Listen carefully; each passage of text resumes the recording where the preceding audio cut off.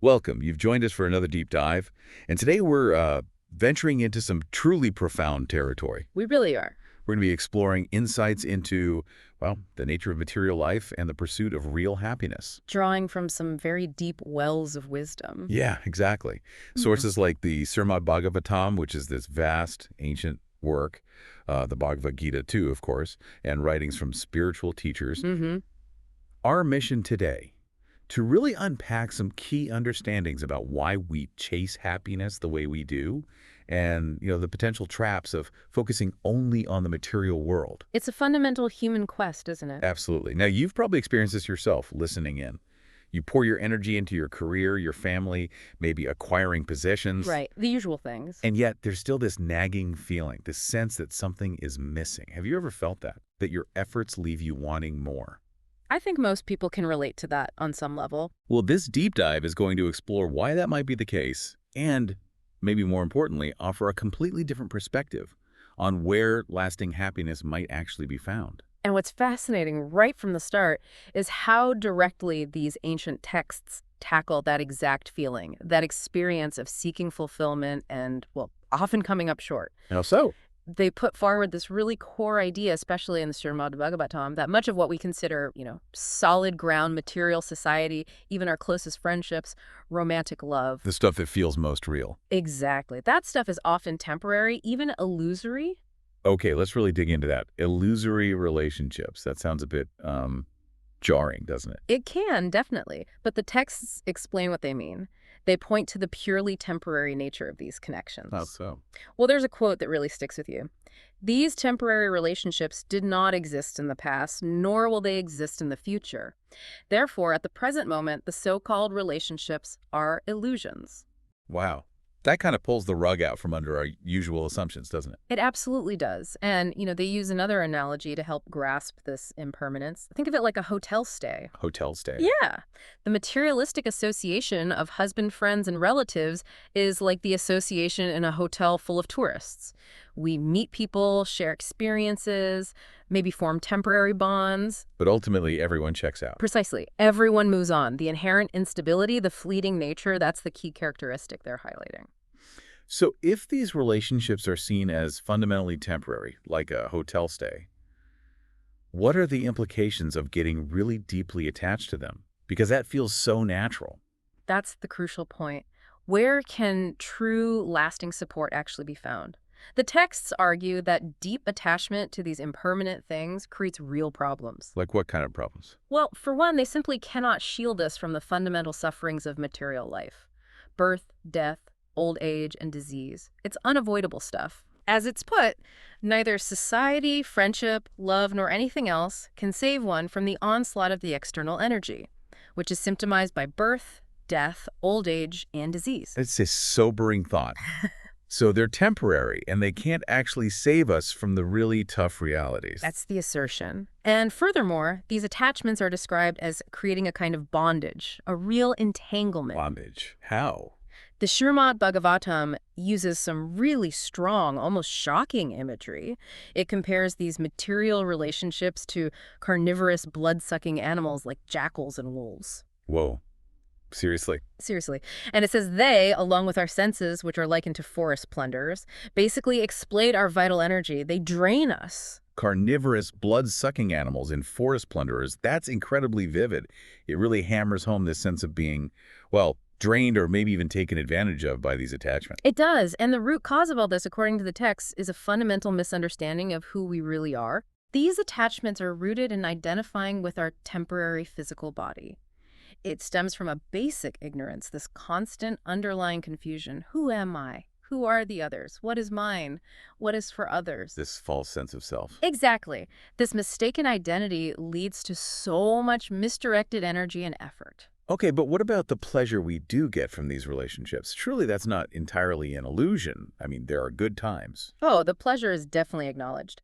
But it's characterized as very fleeting, you see, and ultimately outweighed by the sheer amount of effort involved. Ah, the cost-benefit ratio is off. You could say that. The example given is pretty blunt. Few minutes sex, that's all. Behind this sex, so many labor. Right. The point is that the huge amount of energy we invest trying to find lasting pleasure through these material avenues, it just vastly exceeds the temporary satisfaction we might get here and there. It's a lot of work for a very short-lived payoff. Okay, this is painting a pretty stark picture of material life so far. Now, you mentioned that Srimad-Bhagavatam also gets into how we earn our living to, well, maintain all this, especially regarding family responsibilities. Yes, exactly. There's a section around 3.30.10 that really explores this cycle many people find themselves trapped in. What cycle is that? Earning wealth, often through means that might involve, let's say, some level of exploitation or maybe even subtle violence, all seemingly for the sake of providing for the family. Okay, the provider role. Right.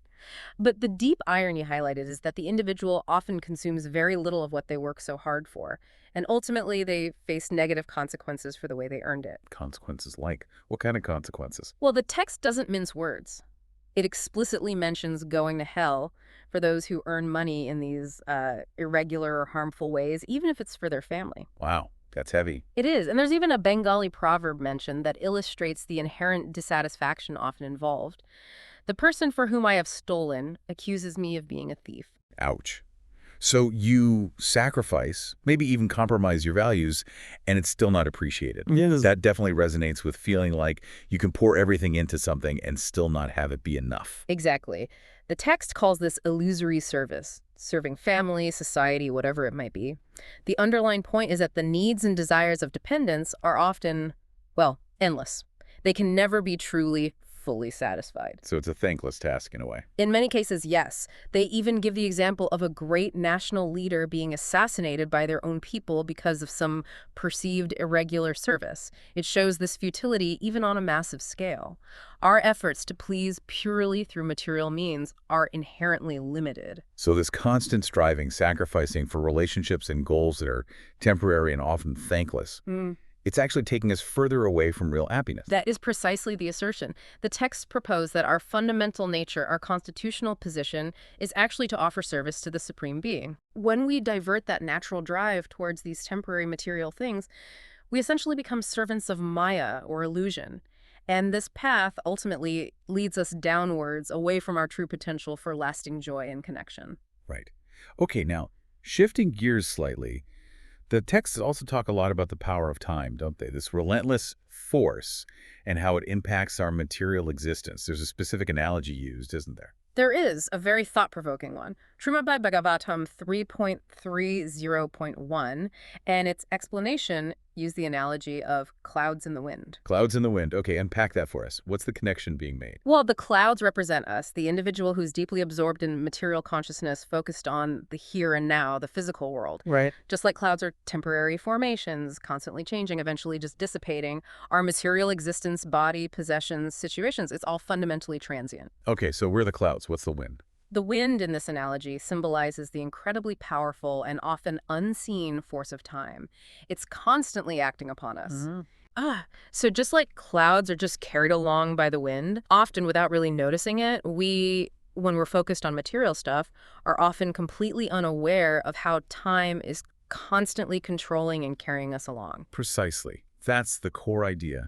And the explanation digs deeper into this. It really emphasizes the irretrievable nature of time, even a single moment. Gone forever. Exactly.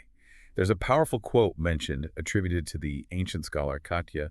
He apparently said that even millions of dollars cannot buy back a single moment that has passed. That really puts its value into perspective, doesn't it? We talk about money being valuable, but time, that's the one thing you truly can't get back. Absolutely non-renewable. And the texts also point out something crucial. Our lifespan in this particular body, it's fixed, it's finite. We're here for a predetermined duration. So make it count. That's the scriptural recommendation, yes. Use this limited, precious time wisely, specifically, for developing consciousness, for spiritual growth, aiming for ultimate liberation from this whole cycle of birth and death, which is itself governed by time. But the irony, as the analogy shows, is that most of us are just oblivious. Oblivious to being constantly carried away by this current of time. Exactly. And this lack of awareness means we invest almost all our energy, our efforts, into temporary material pursuits.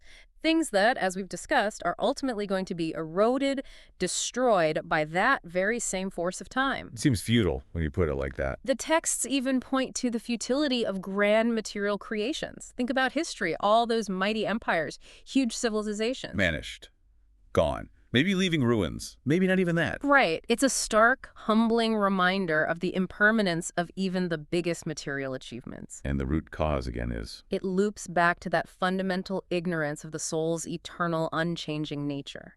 Because we don't recognize our true, lasting identity as spiritual beings, distinct from the temporary body. We prioritize the temporary stuff. Exactly. We prioritize fleeting material improvements, acquisitions, falsely believing they'll bring lasting happiness and security. Now, the Srimad-Bhagavatam doesn't just talk about this stuff abstractly. It actually paints a pretty vivid and detailed picture of the life and maybe even more strikingly, the death of someone deeply stuck in this material consciousness. Right. It absolutely does. Verses 1 through 18 of that 30th chapter give a quite detailed, almost biographical account of the typical journey of a materialist. What does that life look like, according to the text? It's described as being fundamentally characterized by deep, unwavering attachment. Attachment to the impermanent body, their home, their wealth, their family. All the things we typically value. Yes, but perceived mistakenly as permanent, as the ultimate source of security and happiness. And what kind of day-to-day existence does this attachment lead to? Well, the text suggests a kind of false satisfaction, a superficial contentment, even when living in conditions that objectively might seem pretty degraded or unpleasant. How so? Is there an example? There's a rather graphic one used, actually, the example of a hog finding pleasure, or what it perceives as pleasure, in eating stool. Wow, okay, that's unsettling. It is unsettling, but it's meant to illustrate how the powerful influence of Maya, this illusion, can completely delude us. We can end up accepting, even finding contentment in, circumstances that are far below our real potential. It really shows how perception can get distorted by deep attachment. Definitely makes you think. So, besides this false satisfaction, what else characterizes this life? Well, the materialist is consistently described as living with a significant undercurrent of anxiety, constant striving, engaging in what the text calls mischievous activities. Mischievous how? Activities driven by ultimately unfulfilled hopes and desires, all centered around family and society, which, again, are understood as temporary shadows. So it's a life of constantly chasing something that can never truly satisfy. So just relentless effort, but never quite reaching genuine peace or contentment. That's the essence of the portrayal, yes. They become deeply entangled in family life, which is even likened to a kind of prison. A prison? Why? Because of the powerful allure, the emotional bonds with spouse, children, these things can trap one's consciousness. And in this deep entanglement, they often lose sight of their true spiritual identity. They forget who they really are. Yes, they become what's called a Gahamidi, someone whose entire focus is just on maintaining the home, the material comforts, the family unit in a material sense. This is contrasted with a Gahasta, who lives in a family but actively integrates spiritual advancement as a vital part of that life. So one is just focused on the house, the other integrates spirit within the household life. A good way to put it. And how do they typically navigate the challenges within this prison of material entanglement? Yeah, how do they cope? Through constant diplomacy, social maneuvering, politicking within their personal sphere.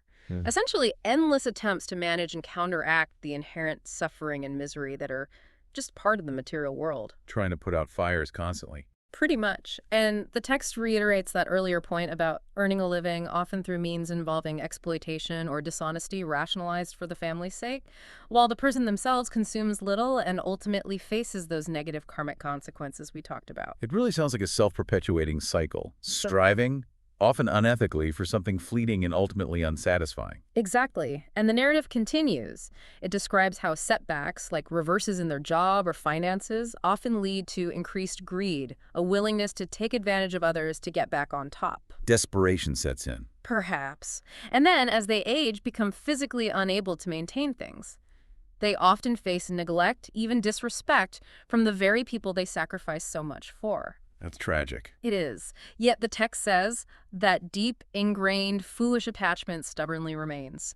It's likened to an old dog clinging to its master, even when it's unwanted. A really bleak and poignant image of the aging materialist. And, okay, what about the end? The ultimate end? Right. What does the text describe about the death of such a person? The description is, frankly, quite vivid and disturbing. It details the painful physical decline, things like the eyes bulging, bodily fluids becoming congested, the breath becoming labored and rattling. Not exactly a peaceful passing. Not at all. There's a profound sense of helplessness and inability to communicate clearly, which causes immense suffering. And interestingly, being surrounded by grieving relatives actually increases their distress and agitation because of all the lamenting and outward sorrow. So the opposite of comforting. In this depiction, yes. It's a death marked by great mental and emotional turmoil. The senses are uncontrolled, and the mind is completely absorbed in anxious thoughts about family affairs, the very attachments they clung to their whole life. Still caught up in it all, right to the end. Right to the very end, and then comes the final and perhaps most terrifying part described, Which is? the encounter with the messengers of death. At the moment of death, they are said to perceive the Yamadutas, these formidable, wrathful messengers of Yamaraja, the Lord of Death. What happens then? This terrifying vision causes overwhelming fear, leading to involuntary bodily functions. The subtle body, which carries the consciousness, is then seized, bound, and forcibly taken away to face severe punishment for the actions performed during life. A truly terrifying image. And the journey after death. Is that described too? Oh, yes. It's depicted as an incredibly arduous and distressing journey to the court of Yamaraja. It's filled with suffering, being attacked by fierce dogs, enduring extreme hunger, thirst, scorching heat, freezing cold, utter fatigue. Just relentless misery. Relentless, they're dragged onward, sometimes collapsing unconscious. And upon finally reaching Yamaraja, they're subjected to a wide array of torturous punishments, specifically tailored to their past sins. Like what? Things like being burned, forced to eat their own flesh, having entrails pulled out, being tormented by horrible creatures. Specific hellish realms like Tamishra are mentioned for things like illicit sexual activity. This paints a very, very different picture from the often sanitized or maybe even romanticized views of death we sometimes see in modern culture. These texts present consequences. Exactly. Serious consequences for a life lived purely for material gain, in ignorance of spiritual reality. This detailed, often graphic account serves as a powerful, sobering illustration of the potential outcome of that path. Okay, so having laid out what the texts consider this insane path of the materialist, they must surely offer an alternative. A sane path, as you put it earlier. They absolutely do. The text deliberately contrasts this cycle of suffering and negative consequences with the journey and the perspective of what they call a sane man. A sane man, okay. What defines this person's outlook? What makes them sane in this context? Well, firstly, the sane man develops a clear understanding, I am not this physical body. They see the body as temporary, subject to decay, just a vehicle. So they look beyond the surface. Exactly. They recognize their true self as something eternal, unchanging, spiritual in nature. And because of that, they start to question the whole purpose of relentlessly chasing material stuff. They question the fear of facing the reality of our temporary stay here. The fundamental shift is in self-identification. A complete reevaluation of who I am. Absolutely. And this person learns to see through, or at least recognize, the illusory nature of Maya's veil. They start to perceive that there's likely a higher controller, a divine intelligence operating in the universe. So they see a bigger picture. A much bigger picture, and their primary aim shifts dramatically. Instead of just trying to improve their fleeting material conditions, they aim for liberation, getting out of the whole cycle of birth, death, old age, and disease. And where do they find the map, the guidance for this alternative path? They turn to spiritual wisdom, to the timeless teachings found in texts like the Bhagavad Gita, listening to the words of Krishna or enlightened teachers. Their focus shifts from seeking temporary pleasure to cultivating genuine love. Love for the divine, and by extension for all beings. They engage in selfless service, and their ultimate goal becomes returning to their original eternal home in the spiritual realm.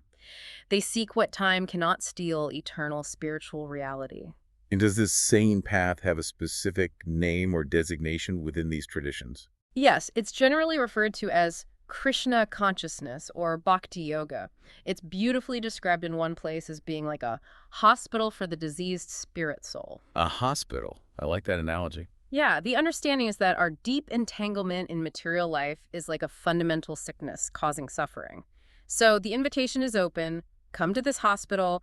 We'll take care of you, help cure you of this material disease of endless desires and attachments. That's a very hopeful and relatable way to put it. And who's considered the ultimate guide, the true well-wisher on this path to recovery? The texts are very clear here. The only completely selfless, truly effective well-wisher is Krishna himself, the Supreme Person. Our earthly well-wishers, family, friends, even ourselves sometimes. We're all kind of limited. We're limited by our own entanglement in the material world. We might have good intentions, but we can't offer that ultimate guidance. So practicing Krishna consciousness is presented as the key, the way to actually unlock freedom from these deep material attachments we've been talking about. Precisely. It's stated quite clearly.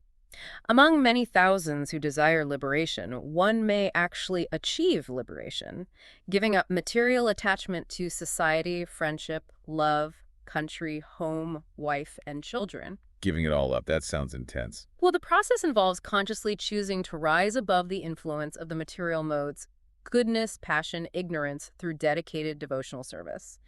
The aim is to reach the spiritual platform, the level of Brahman, which means a state of spiritual purity, peace, and deep understanding. But it's important to clarify, right? This isn't necessarily about physically abandoning everyone and everything. Absolutely crucial point. The emphasis isn't primarily on external renunciation, like just walking away. It's about a fundamental transformation of consciousness. Okay. It's about redirecting our love, our service, our energy. The example of Devayani is given she achieved liberation by intensely focusing her mind in devotion to Krishna. So internal focus is key. Very much so. And the gopis, the cowherd women of Vrindavan, are often cited as the highest example. They dedicated everything body, mind, soul wholeheartedly to loving and serving Krishna while still living within their social context. It's about reorienting our priorities, recognizing the true, ultimate object of our love and service. That makes sense. It's about where your heart and mind are focused. This leads us to a really key concept: intelligence. What does it truly mean to be intelligent from this spiritual perspective we've been exploring? Yeah, that's a great question. Within this framework, real intelligence isn't just about IQ points or worldly cleverness. Right, not just book smarts. Not just book smarts. True intelligence is defined by understanding Krishna as the supreme being and clearly recognizing our eternal, loving relationship with him as his servants. Is that stated somewhere? Yes, quite directly. Quotes like, intelligence is understanding Krishna, and true intelligence means recognizing our position as eternal servants of the Lord. This understanding is seen as the foundation of a genuinely intelligent and ultimately fulfilling life. So it's a kind of wisdom that goes way beyond just academic success or climbing the corporate ladder. Precisely. While those other forms of intelligence can be useful for navigating the material world, they don't address the fundamental questions. Why am I here? What's my ultimate purpose? And how does one cultivate this higher spiritual intelligence? The texts suggest that consistently studying and engaging with authentic scriptures is a vital way, hearing from realized souls. Conversely, the relentless pursuit of temporary material status, designations, positions, without this deeper understanding, that's actually seen as a form of fundamental foolishness. Foolishness, that's a strong word. It is, but it highlights the contrast between investing in the temporary versus investing in the eternal. And what typically stops us, what prevents us from accessing and acting on this true spiritual intelligence? Well, back to Maya. That powerful illusory energy is said to be constantly working, clouding our judgment, preventing us from clearly seeing our true nature and our relationship with the divine. Keeping us in the dark. Exactly. And there's even a term for the deepest level of this ignorance, antatamizra. It literally means the blinding darkness. What does that refer to? It refers to the most profound form of ignorance, the firm belief that death is the absolute end, that there's nothing beyond this material life, a purely materialistic worldview that leads to living without any real sense of higher purpose or accountability. So for someone who does possess this true spiritual intelligence, the same path, Krishna consciousness, becomes the only logical, the only truly fulfilling choice. Exactly. As the wisdom texts advise, therefore a sane man should come to the point of penance consciousness. And what does that involve practically? It involves making a conscious, deliberate choice to apply our whole being, our precious life energy, our resources, our wealth, our intellectual abilities, even our power of speech in the loving service of the Supreme Lord.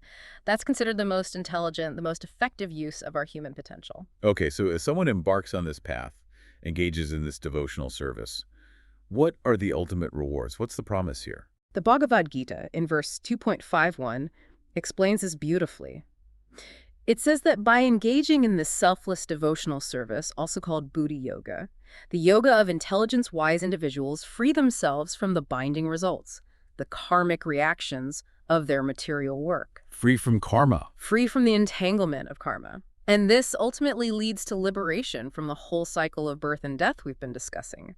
It leads to attaining a transcendental state beyond all the miseries of this material world. A state beyond misery. What's that called? That state is often referred to as Vaikuntha, the spiritual realm, a place of eternal peace and happiness. So it's about really truly breaking free from this endless cycle of suffering that seems to characterize material existence. Precisely. You see, those with less developed spiritual intelligence, the texts say, often seek happiness through what are called fruitive activities, working primarily to enjoy the material results, the fruits of their labor money, prestige, sense pleasure. But true, lasting liberation doesn't come from manipulating matter better. It comes from cultivating this deeper understanding of our eternal identity as servants of the divine. That realization qualifies us to enter that eternal realm. Is there a sense of progression? Like steps on the way? You mentioned a yoga ladder earlier. Yes, there's often a kind of natural progression described. It might start with practicing detached action, working without selfish attachment to the results.